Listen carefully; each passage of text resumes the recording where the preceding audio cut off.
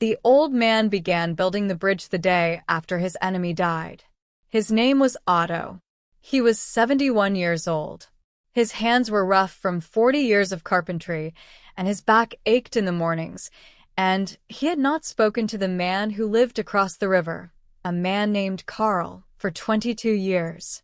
Nobody in the village remembered exactly how the argument had started. Something about a fence. Something about a boundary line. The details had long since dissolved, leaving only the hard residue of pride. Two men who had looked away from each other every Sunday at church for 2 decades. Karl died in January, quietly, in his sleep, surrounded by his daughters. The next morning, Otto walked to the riverbank and looked across the water. Karl's house was still there. Karl's daughters were still there. The fence was still there. And the bridge that had once connected the two properties, the wooden bridge that both families had used for 30 years, had collapsed 3 winters ago and never been rebuilt. Otto went home. He did not sleep that night. In the morning, he went to his workshop. He began to build. His neighbor, a younger man named Pieter, came by and watched for a while. He said, "Otto, what are you building?" Otto said, "A bridge." Pieter looked confused. He said, "Karl is dead. There is no one to cross to." Otto kept working. He said, "There are his daughters. There are his grandchildren. There is his wife, who nodded at me kindly every Sunday even when her husband looked away. I was never at war with them. I was at war with my own pride, and I used Karl as the reason." Pieter said nothing for a while. Then he picked up a piece of wood and began to help. They built for 3 days. On the 4th morning, the bridge was complete. Simple, flat, sturdy. Wide enough for 2 people to cross side by side. Otto walked across it alone. He knocked on Karl's door. Karl's eldest daughter opened it. She looked at him with cautious eyes. Otto said, "I am sorry I wasted 22 years.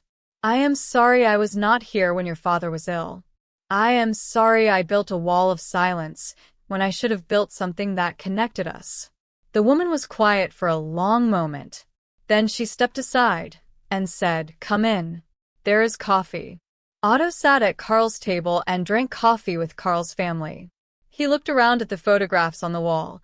Karl as a young man, Karl's wedding, Karl with his grandchildren.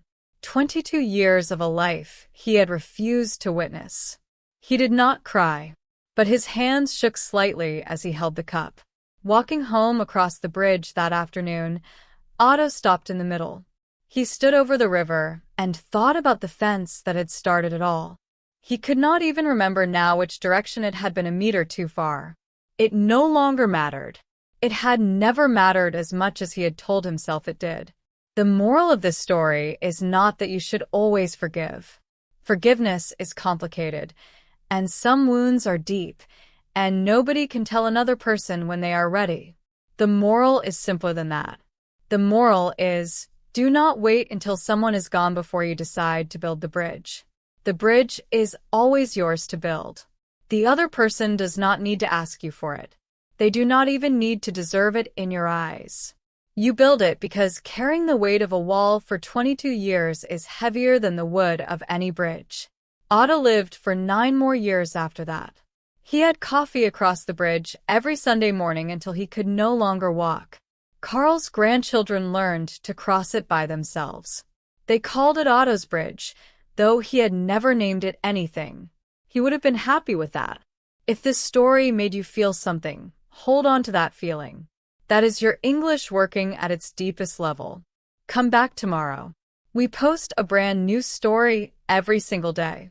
And next time, we're going to tell the story of a girl who planted a tree she knew she would never see fully grown, and what that choice taught everyone around her about patience.